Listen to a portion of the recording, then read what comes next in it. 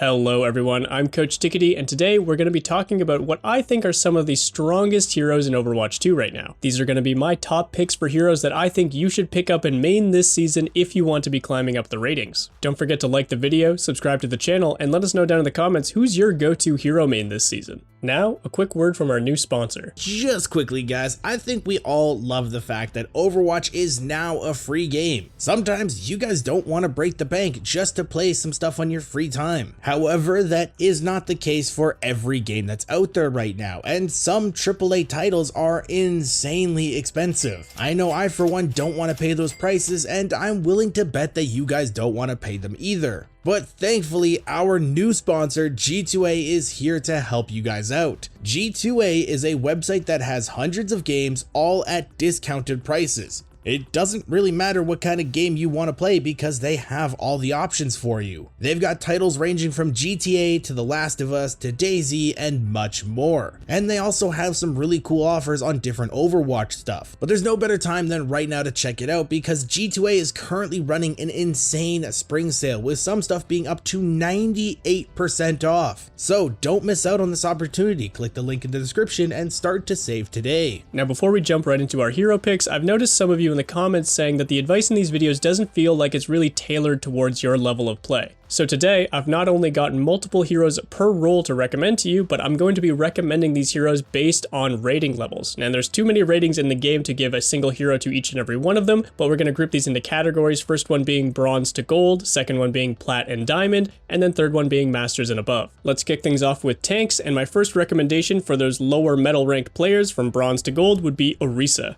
Orisa is a defensive powerhouse. It's nearly impossible to push her out of the way with any other tank in the lineup, so you'll be able to absorb a ton of damage, and her win conditions are fairly simple. Just simply try to outlast the opponents in the front line, and hopefully your teammates behind you will be doing enough with their resources to help you win that teamfight. Orisa also has decent playmaking tools with her javelin throw and her ultimate, but even if you're not landing those big hits or huge ultimates, you'll still likely be finding a good amount of value just simply by existing for a very long time. Just make sure you've got some teammates by your side, otherwise the enemies will eventually wear you down and force you out of the fight. Next up, for plat and diamond level players, I'm going to recommend Sigma. At this level of play, you start to quickly realize that tanks need to do more than simply win in the front line, and no one is better equipped to deal with multiple types of threats than Sigma. The flexibility of your shield allows you to respond to many different types of threats, whether it's aggressive sightlines or important cooldowns coming in from the enemy, and if you ever need more survivability, your kinetic grasp is great at again absorbing a lot of damage and even making yourself tankier in the process. Sigma's a little bit squishy compared to some other tanks in the role, but he makes up for it for his ranged damage. You'll be able to poke out enemies from a safe distance without putting yourself in too much danger, and you should be always trying to do this in order to force the enemy to use cooldowns against you. And of course, Sigma's ultimate, the Gravitic Flux, is really powerful, but it's also pretty easy to use. Even if you only manage to hit a single enemy with this ultimate, it almost guarantees their death because they'll be suspended for so long and then take so much damage once they hit the ground. Again though, don't forget that as Sigma you are very vulnerable even during your ultimate, so make sure you're avoiding any crowd controlling effects or even just too much damage since you can't cast any other abilities while you're ulting. Moving on to masters and above level tank players, I would recommend Diva. Diva has not only the strongest mobility tool for a tank in her boosters, but also the most flexible defensive resource in her defense matrix. This alone makes Diva one of the best tanks at defensively reacting to almost any situation that the game can throw at you. She might not be able to get as aggressive as some other tanks like Winston, Doomfist, or Wrecking Ball, but she definitely makes up for it with that utility. At this level of play, you need to think about maximizing the value of every interaction that your team takes, which means you need to be denying as many enemies as possible and enabling as many teammates as possible, and Diva does this better than any other tank in the roster. You do need a certain degree of patience whenever you play Diva, however. You're not able to just go full aggressive every single time once a fight starts. So just make sure you're paying close attention to your teammates, not wasting any of your defense matrix, and keeping your mech healthy enough to respond to different situations, and you'll be finding value in no time. I'll give an honorable mention to Rampart here as another tank you might want to pick up this season because he's just simply so strong. He puts up really good numbers, his cooldowns are all pretty good, and his ultimate is very easy to use and find value with. In lower levels of play, you're probably going to be focused on farming your ultimate as quickly as possible because it simply wipes teams that aren't coordinated and can't focus focus him down, but in higher levels of play you'll need to maximize the interactions for every single one of his cooldowns and make sure you're not wasting anything, otherwise you won't get too much done in the front line. Alright, moving on to DPS. For our bronze to gold tier, I would recommend Soldier 76. A lot of people think that DPS is all about those clutch MLG 360 no-scope plays where you're just wiping an entire team, but consistency is really the name of the game, especially in these lower levels. Soldier 76 puts out some of the most consistent damage in the entire game, and he plays consistently safe thanks to the range of his weapon and his ability to reposition with sprint and keep himself alive with his self-healing. So even if you're not able to finish every single kill as Soldier, the amount of pressure you'll be putting out just by the consistency of your weapon and damage alone will be more than enough to help you find positive value in your games. And even though Tac Visor is one of the easier ultimates in the game to shut down for a DPS, it is usually going to find a good amount of value in these lower level lobbies where teams are a little bit less coordinated and they might not have as many defensive resources ready to go. Moving up to Plat and Diamond level lobbies, I'm going to recommend Sojourn, aka better Soldier 76. Sojourn does pretty much everything that I said Soldier 76 does, just a little bit better with more burst from her railgun and more creative mobility with her slide. She is of course a little bit more mechanically demanding than Soldier, being more reliant on those projectile shots to charge her very important railgun, but once you're able to nail down her core gameplay loop of charging up and finishing off targets with your railgun, you'll be flying through games in no time. And of course, Sojourn does have a much more explosive ultimate with her overclock, allowing you to hit multiple fully charged railgun shots. And keep in mind, you don't need to hit every single headshot with this ability. Even just hitting someone twice in the body will do upwards of 250 damage, allowing you to kill very squishy members like DPS and supports. Moving up to Masters and above level lobbies, I'm going to recommend Tracer. Tracer is nothing short of incredible in almost every single situation, as long as you can get some good blinks down and master your close range tracking. At this level of play, you need to be maximizing the value of your blinks and your recall, and once you're able to do that, Tracer can take control over an entire game all by herself. There's simply no other DPS in the game that competes with Tracer when it comes to dueling potential, dive follow-up, as well as the ability to change priorities in the mid-fight thanks to the flexibility of her blinks and recall. And even if you're having trouble finding the best dueling opportunities, or if you can't find reasons to sync up with your team,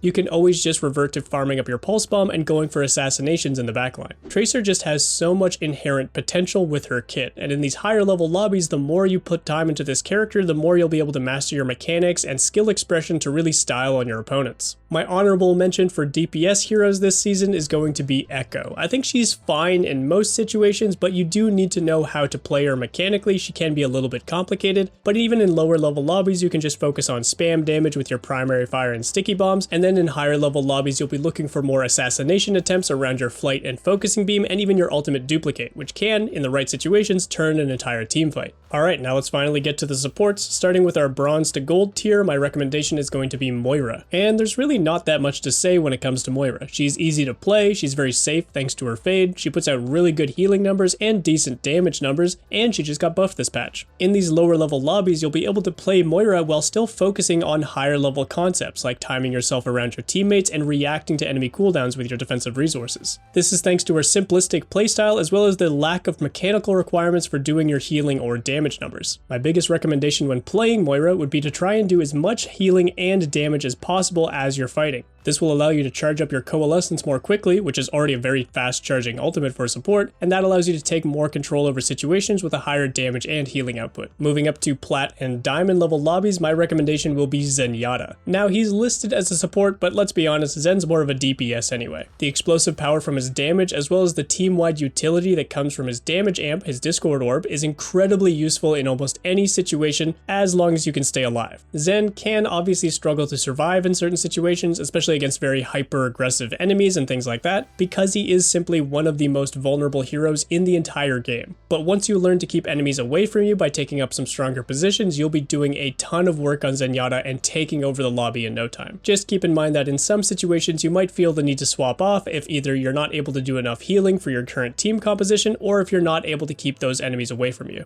Moving up to Masters and above level lobbies, my support pick is going to be Brigitte. Now Brig is a bit of a hot topic right now. Some players are saying she's no good and the buffs didn't really do that much, she's still very squishy, and other players are saying she's back to her old 2018 self and she's going to reignite the Forbidden Goats meta. The reality is Brig is just a decent support in a lot of situations, but in some very specific situations, particularly when you're dealing with aggressive divers and things like that, she can be the best support in the entire game. Before this season, the weakest part of Brigida's kit was probably her ultimate, her rally, since it was very hard to pull off in the right situations. It took too long to ramp up with that armor, and Brig was still too squishy during it, leading to her dying while her ultimate was still active. Now, with her ultimate buffed, she becomes much safer individually, much tankier, and she unlocks some more utility, a bigger shield, and a shield bash that stuns during the rally. These are incredibly strong changes to rally and make Brig much stronger while this ultimate is active. But even without the rally buffs that came through, Brig is still a very strong hero. She does have a bit of a shorter healing range now. She did get nerfed in terms of her repair pack range, but the utility of her whip shot and shield bash are very strong in the right hands. She also puts out a very surprising amount of healing whenever she's able to stack both Inspire and a repair pack heal over time on the same target, like for example your tank. Just keep in mind that you will need to know when to rein it in, when to pump the brakes as Brigida, since you are still a squishy support